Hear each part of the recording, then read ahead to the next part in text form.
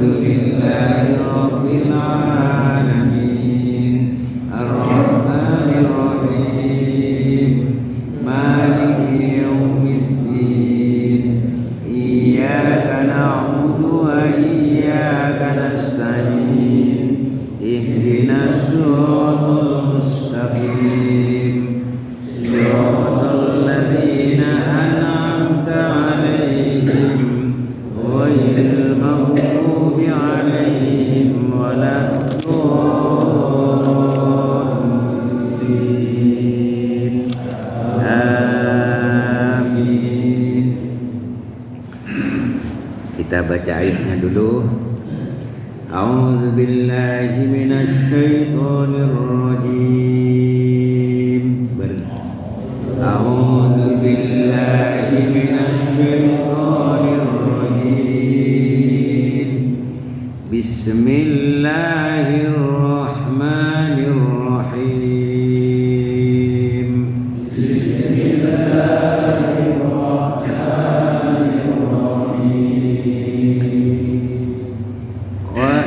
Ibtala Ibrahim rabbuhu bikalimatin fatammahun. Ayo.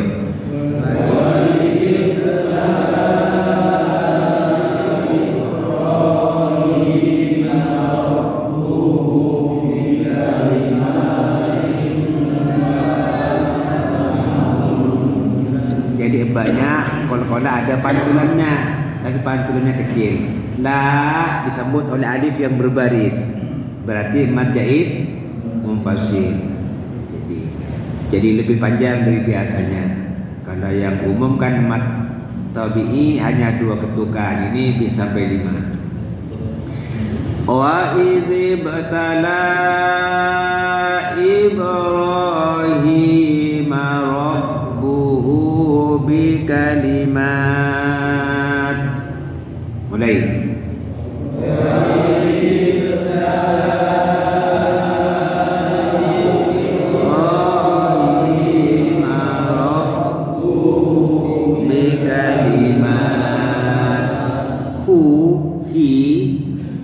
Jadi kalau sesudahnya sebelumnya huruf hidup mesti panjang. Ini panjangnya 2 harakat saja. Mad silah basirah. Rabbu tasdid, fungsi tasdid dengan hilangkan. Rabbuhu bi kalimatin fa. Tandu yang ketemu fa, ingat-ingat. Fa sama dengan kita mengucapkan af gigi atas ke perut bibir sebelah bawah. Coba af ya lagi af. Jadi bi kalimatin fatammahun. Yo bi kalimatin fatammahun. Jadi tasdid berarti hurufnya ada 2. Min tasdid, nun tasdid ada dengungan sempurna, gunnah kamilah. Jadi iya. Bi kalimatin fatammahun. Ya, coba. Bi kalimatin fatammahun. Di awal mulai. Wa idz batala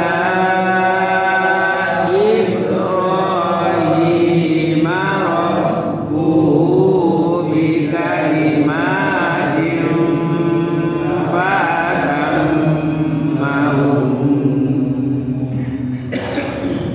Qala inni ja'iluka lin-nasi imama. Ya. Qala inni ja'iluka lin-nasi imama. Imaman kalau berhenti imamah. In nun tasydid diingat-ingat. In lin. Nah, sekali lagi. Qala inni, dua ketukan. Ni ja. Jangan lebih panjang, dua ketukan cukup. Qala inni ja'iluka lin-nasi imama. Yo. Qala inni ja'iluka lin-nasi imama. Lagi.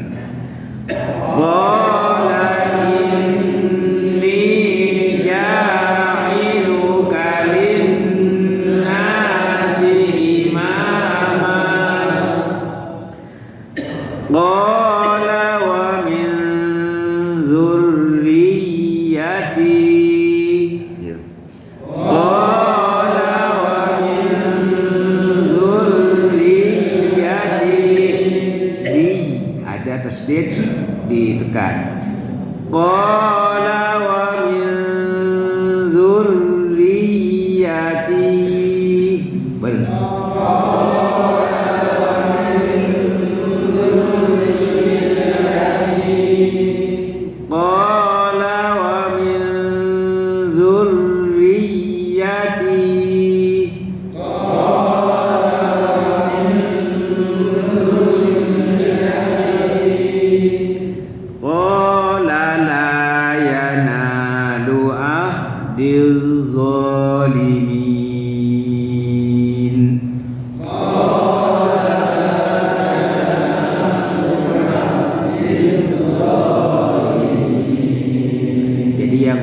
Yang dua ketukan usahakan stabil sama, yang dua ketukan sama.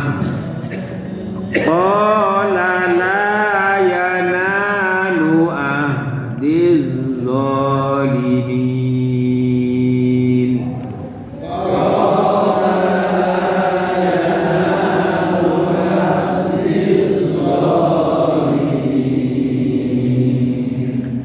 Wa idzibtala Ibrahim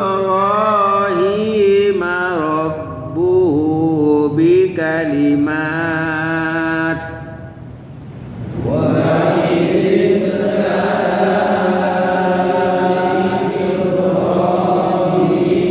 rabbuhu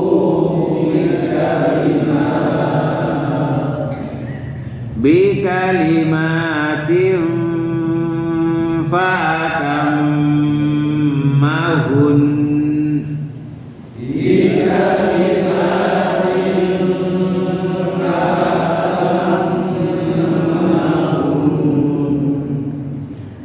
Qala inni ja'iluka lin-nasi imama.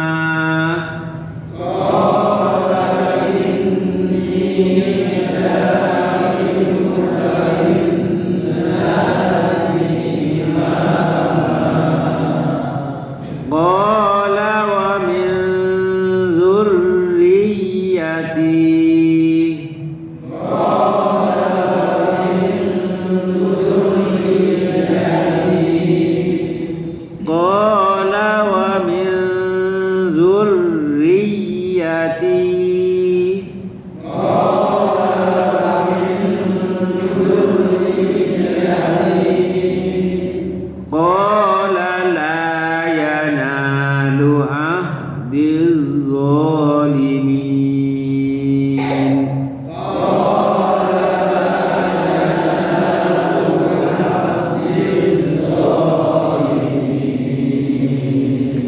Wa idzibtala wadhkur, dan ingatlah idzibtala ketika menguji Ibrahim kepada Ibrahim. Siapa yang menguji? Rabbuhu, Tuhannya. Nah, jadi ingatlah, sadarlah ketika Tuhan menguji Ibrahim. bi kalimatin, dengan beberapa kalimat, beberapa ujian, bentuknya perintah dan larangan, bentuknya ketetapan Allah, itu ujiannya. Jadi Nabi Ibrahim itu nabi yang paling banyak ujiannya, itu Nabi Ibrahim itu. Tetapi ujian itu fa'atammahunna, lalu Nabi Ibrahim bisa menyempurnakan semua ujian, bisa dilaksanakan dengan sempurna. Itu Nabi Ibrahim. Ujiannya banyak, tetapi bisa disempurnakan. Wa Ibrahim alladzi waffa, dan Ibrahim yang selalu menyempurnakan janji. Itu Nabi Ibrahim, dinyatakan oleh Allah dalam ayat yang lain seperti itu.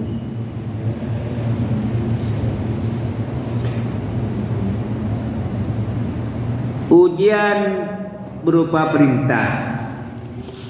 Perintah apa? Perintah disuruh motong kuku, disuruh cukur kumis, itu perintah. Apalagi istinsyak, menghirup air disemprotkan, mencukur bulu kemaluan, mencabut bulu ketiak, kumur-kumur, siwak, itu diantara perintah-perintah yang diberikan oleh Allah kepada Nabi Ibrahim. Kemudian contoh lain, Nabi Ibrahim diuji dengan bintang.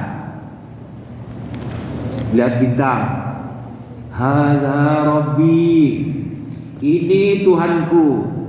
Kata Nabi Ibrahim, mencari Tuhan, cerdas dia Nabi Ibrahim itu. Nabi yang sangat cerdas. Begitu bintang terbenam, wah ini enggak beres ini. Bukan Tuhan. Diuji lagi dengan bulan dan bintang. Hadza rabbi, hadza akbar, ini bulan ini pantas dijadikan Tuhan. Lebih besar dari bintang. Ternyata tenggelam juga. Apa ujian lagi? Dengan matahari. Diuji dengan matahari. Oh ini lebih hebat. Ternyata juga terbenam. Enggak layak dijadikan Tuhan. Yang pada akhirnya menemukan Tuhan itu ternyata yang menciptakan alam semesta, yang menciptakan bintang, bulan, matahari, langit dan bumi. Baru sadar. Jadi langit dan bumi dan segala isinya, itulah Tuhan kita Allah Subhanahu wa ta'ala. Itu pencarian yang luar biasa. Apa ujian lagi? Nabi Ibrahim diuji dengan anak yang sangat disayangi. Nabi Ismail disuruh sembelih oleh Allah. Coba bayangkan, sudah usia tua baru mendapatkan anak, lalu anaknya disuruh sembelih. Itu ujian. Lalu dikatakan hadza bala'un mubin, ujian yang sangat nyata.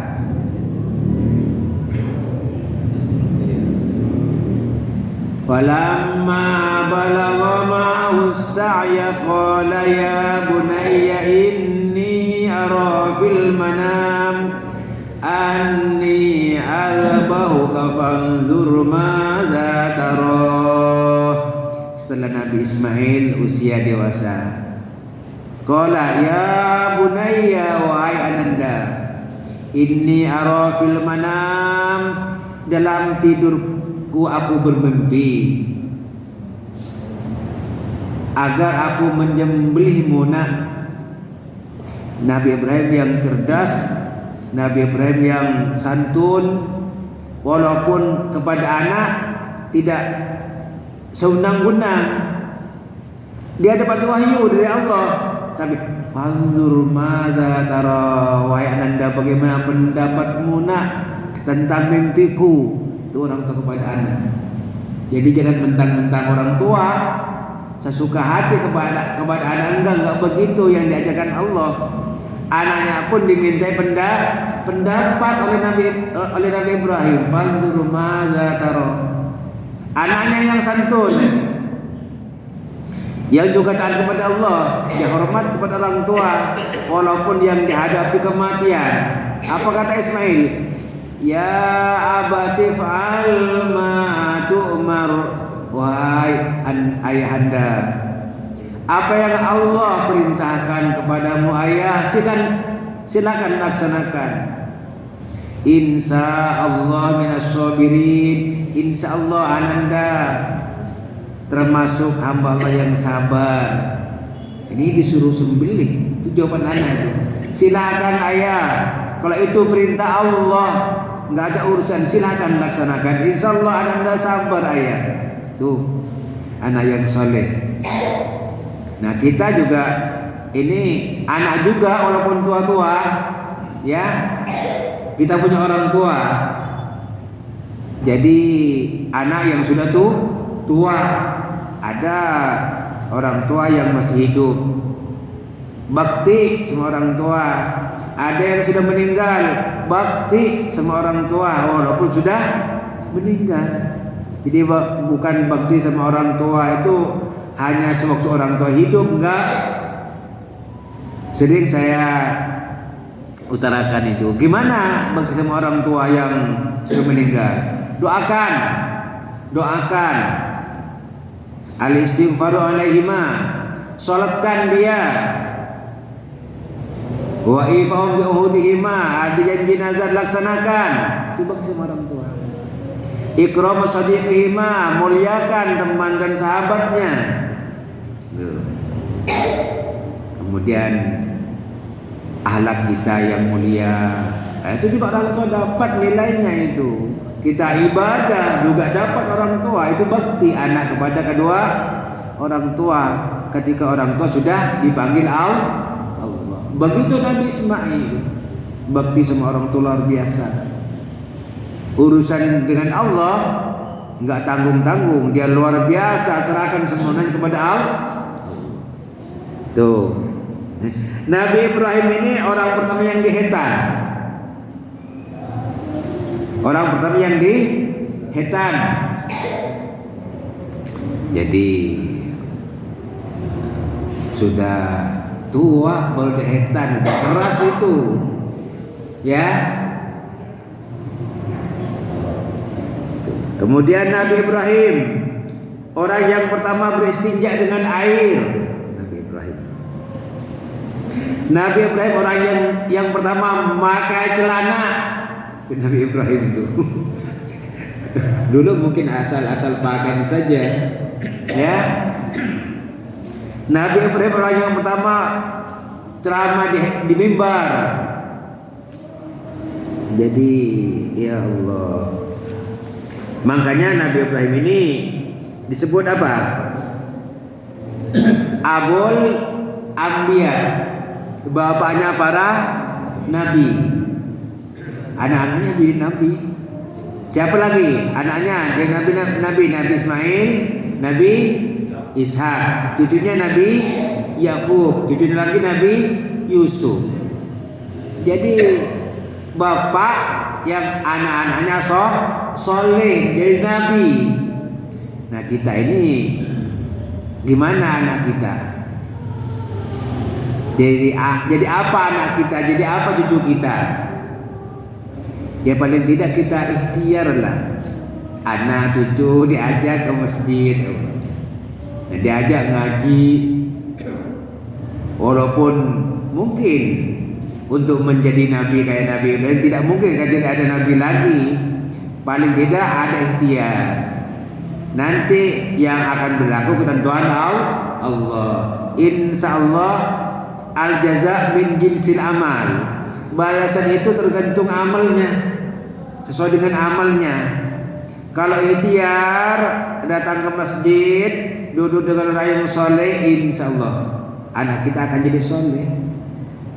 Tapi kalau duduknya nongkrongnya dengan pemabok, nauzubillah, nongkrongnya dengan maling, nauzubillah, paling tidak dapat baunya. Jadi kata Rasulullah, kalau nongkrong dengan penjual minyak wangi, walaupun dia nggak punya duit tidak beli minyak wangi, paling tidak dapat baunya minyak wangi. Kalau bergaul dengan tukang las, ya pulang-pulang bau besi.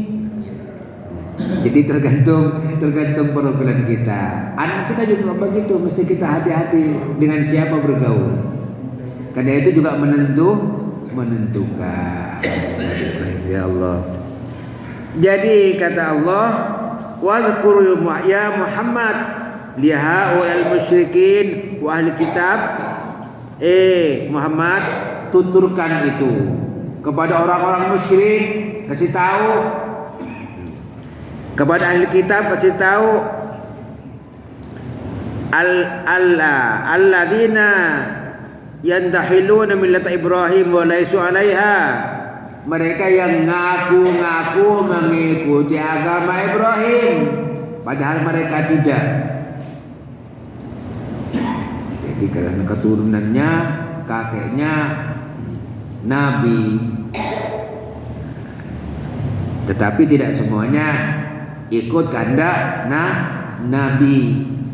Kasih tahu, wa innamal ladzi huwa 'alaihi mustaqimun fa anta walladzina ma'ak minal mu'minin. Yang sebenarnya Muhammad, kamu yang mengikuti Nabi Ibrahim dan orang-orang yang mengikuti kamu. Fa anta mustaqimun, kamu yang lurus. Jadi ahli kitab Yahudi dan Nasrani ngaku-ngaku mengikuti agama Nabi Ibrahim, tetapi mempertuhankan manusia. Itu kan kasih tahu, bukan begitu. Mereka itu tidak mengikuti agama Nabi Ibrahim. Nabi Ibrahim itu bukan orang musyrik. Wa ma kana minal musyrikin. Nabi Ibrahim wala Yahudiyan wala Nasraniyan, walakin kana hanifan muslimah. Nabi Ibrahim itu bukan Yahudi, Nabi Ibrahim itu bukan Nasrani, tapi Nabi Ibrahim mengikuti ajaran tauhid. Karena memperjuangkan agama tauhid itulah, lalu Nabi Ibrahim diuji lagi. Apa yang berat? Dibakar oleh Raja Namrud. Oh, ternyata orang yang berjuang untuk kebenaran enggak mudah, ada ujian, fitnah mungkin, ya, fitnah, diejek, dijelek-jelekan, bukan sekarang, sejak dulu, ya. Nabi Ibrahim dibakar, tapi jangan khawatir, pertolongan Allah pasti datang. Apa kata Allah? Ya narukuni bardaw wa salaman ala Ibrahim. Allah kuasa. Api, dingin kamu. Dingin. Ternyata api jadi dingin. Lalu Nabi Ibrahim berkisah, saya tidak pernah mendapatkan kebahagiaan dan kenyamanan seperti waktu saya di dalam api. Ya, Nabi Ibrahim nyaman, tenang, adem di dalam api. Tapi bapak-bapak jangan coba-coba. Aku mau niru Nabi Ibrahim, hangus. itu mukjizat dari Allah, kejadian luar biasa yang tidak bisa ditiru hanya untuk Nabi Ibrahim tidak terbakar oleh api. Jangan nanti aku mau coba kayak Ibrahim. Kan ada ayatnya lalu baca, "Qulna ya narukuni bardaw wa salaman ala Ibrahim." Masukkan kompor, insyaallah hangus tuh.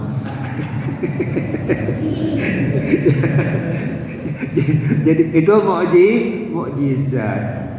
Jadi ketinggian kemuliaan Nabi Ibrahim, ya, dimuliakan oleh Allah, ya Allah.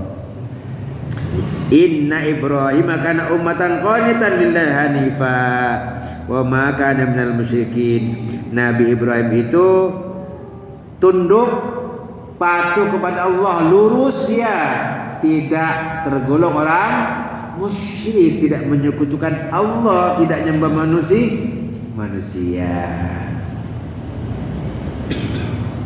Nah, itu termasuk ujian yang berupa qadariyah, ketentuan Allah. Jadi mesti melalui dibakar, walaupun di dalam api terasa adem, dingin. Takdir, ketentuan Allah seperti itu. Jadi perlu dipahami bahwa takdir Allah itu kadang-kadang enak, kadang-kadang tidak enak. Jadi iman kepada takdir ini jangan hanya yang enak saja. Wabil antu'mina bil qadari khairihi wa syarrihi. Hendaknya iman kepada takdir itu yang enak dan yang tidak enak. Sehat ditakdir Allah, tapi juga sakit takdir Allah, ketentuan Allah. Itu penting ini kita memantapkan iman kepada takdir dan dipahami betul. Takdir ada yang enak, ada yang tidak enak. Nah, kadang-kadang ini kita hanya melihat yang enak saja, yang tidak enak juga ketentuan Allah. Jadi kalau orang tidak memahami takdir, tidak mantap imannya kepada takdir, banyak orang gila itu. Banyak orang gila, tidak menerima sesuatu yang menimpa dirinya. Ya, orang bunuh diri itu kan tidak menerima takdir itu. Ya, ada yang tidak enak. Nah, kalau kembali ke takdir, ini ketentuan Allah, ya sudah, kita tidak bisa merubah ketentuan Allah. Ada caranya, doa. Nah, jadi tidak ada yang bisa merubah takdir kecuali doa. Doa mintanya sama siapa? Allah. Kalau Allah menentukan A, jadi apa saja. La yasuqul khaira illallah. Tidak ada yang bisa mengiring kepada kebaikan kecuali Allah. La yasrifus su'a illallah. Tidak ada yang bisa menjauhkan kita dari kejahatan, keburukan kecuali Allah. Mantapkan di sini. La haula wala quwwata illa billah. Ya sudah, ini akan ketentuan Allah. Mungkin ada hikmah di balik kejadian yang tidak mengenakan. Makanya Bapak Umar bin Khattab sering saya sebutkan, sakit yang diucapkan apa? Alhamdulillah, aku sakit. Pernah Pak Purwo pusing? Alhamdulillah, aku pusing gitu. Jadi Umar bin Khattab ini dalam pemahamannya itu, dia sakit, ditanya oleh temannya, kenapa ya Amirul Mukminin ketika sakit mengucapkan alhamdulillah? Hikmahnya luar biasa. Biasanya aku jarang dikunjungi orang, tapi begitu saya sakit teman-teman datang semua, mendoakan aku, menghibur aku. Doa dari mana-mana datang. Mudah-mudahan kamu sembuh, mudah-mudahan kamu dapat ABG. Doa. Biasanya enggak ketemu dengan teman, ketemu dengan teman. Banyak, makanya alhamdulillah. Jadi peristiwa itu digali hikmahnya. Walaupun kadang-kadang juga memerlukan perjuangan.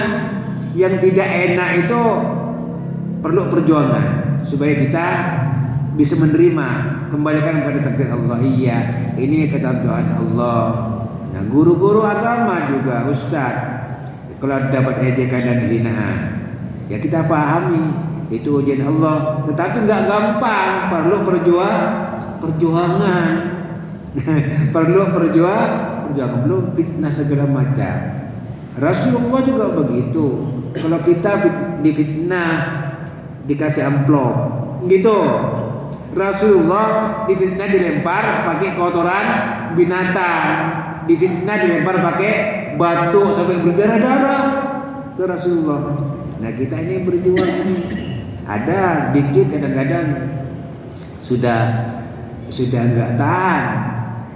Padahal kalau direnungkan luar biasa, kita tinggal teruskan. Rasulullah luar biasa berat. Tuh. Lalu kata Allah, qala inni ja'iluka lin-nasi imama. Kata Allah, Muhammad, kamu sudah lulus melalui ujian-ujian yang begitu banyak ini. Aku jadikan kamu sebagai pemimpin. Nah, di sini lulus pemimpin mesti diuji oleh Allah. Pemimpin mesti diuji. Lalu kata Nabi Ibrahim, wa min dzurriyyati ya Rabb, tolong anak keturunanku juga jadikan pemimpin ya Rabb. Ya, kata Allah, kamu sukses. Nah, kamu pemimpin yang layak ditiru, jadi panutan. Mungkin anak keturunanmu juga ya seperti itu, dan terbukti. Siapa? Nabi Ismail, Nabi Ishak, Nabi Yakub, Nabi Yusuf. Tapi kata Allah, la yanalu ahdi zalimin. Yang enggak begitu juga, yang bagus-bagus seangkat jadi pemimpin, nanti jadi pemimpin yang jadi panutan. Tapi yang zalim yang enggak lah, kata Allah. Jadi janjiku tidak mengenai orang yang zalim. Mungkin di dunia jadi pemimpin, tapi tidak menjadi pemimpin yang jadi panutan, tidak menjadi uswatun hasanah. Bisa jadi pemimpin yang polanya gaya Fir'aun. Bukan yang kayak itu, yang kayak Nabi Yusuf kan gitu. Pemimpin yang taat. Ada juga yang jadi pemimpin tapi gayanya gaya Fir'aun. Bukan yang kayak itu, tapi pemimpin yang jadi panutan. Pemimpin yang rajin sholat, akhlaknya baik, rajin ke masjid. Tapi ada juga yang jadi pemimpin tapi nggak pernah sholat. Pemimpin juga. Nah, janjiku tidak mengenai orang yang zalim, kata Allah. Yang tidak zalim bisa jadi pemimpin, dan jadi pemimpin yang layak diikuti. Jadi qul la yanalu ahdil zalimin. Berapa menit lagi, Isa? 2 menit lagi. 2 menit lagi. Jadi zalim itu innasyirka la zulmun azim. Zalim yang amat besar itu syirik, menyekutukan Allah. Nabi Ibrahim bukan orang yang syirik, bukan orang yang menyekutukan Allah. Makanya milih pemimpin yang pola kepemimpinannya kayak Nabi Ibrahim yang menjaga agama tauhid. Itu yang kita pilih. Itu ajaran Islam yang seperti itu. Sebab yang syirik itu dikatakan innasyirka la zulmun azim. Syirik termasuk zalim yang amat besar. Dosanya juga luar biasa. Pilih pemimpin yang berakidah tauhid. akhlaknya bagus, sholatnya rajin, ya begitu.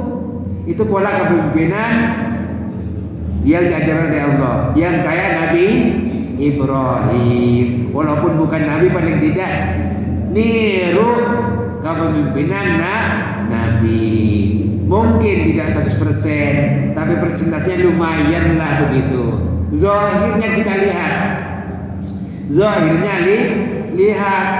Jadi bukan yang suka lihat film porno, ya, tapi yang menjaga akhlak dan akidah tauhid. Mudah-mudahan. Al-Fatihah. Bismillahirrahmanirrahim. Alhamdulillahirabbil alamin. Arrahmanirrahim. Maliki yaumiddin. Iyyaka na'budu wa iyyaka nasta'in. Ihdinas siratal mustaqim. Siratal ladzina an'amta 'alaihim ghairil maghdubi 'alaihim waladdallin. Amin. Bismillahirrahmanirrahim. Allahumma shalli ala Muhammad wa ala ali Muhammad. Allahumma nawwir qulubana bil Qur'an wa zayyin akhlaqana bil Qur'an wa najjina minan nari bil Qur'an wa adkhilna fil jannati bil Qur'an. Rabbana atina fid dunya hasanah wa fil akhirati hasanah wa qina adzabannar. Wa sallallahu ala khairil khalqi Muhammadin sallallahu alaihi wasallam. Subhana rabbika rabbil izzati amma yasifun wa salamun alal mursalin walhamdulillahi rabbil alamin. Assalamualaikum warahmatullahi wabarakatuh.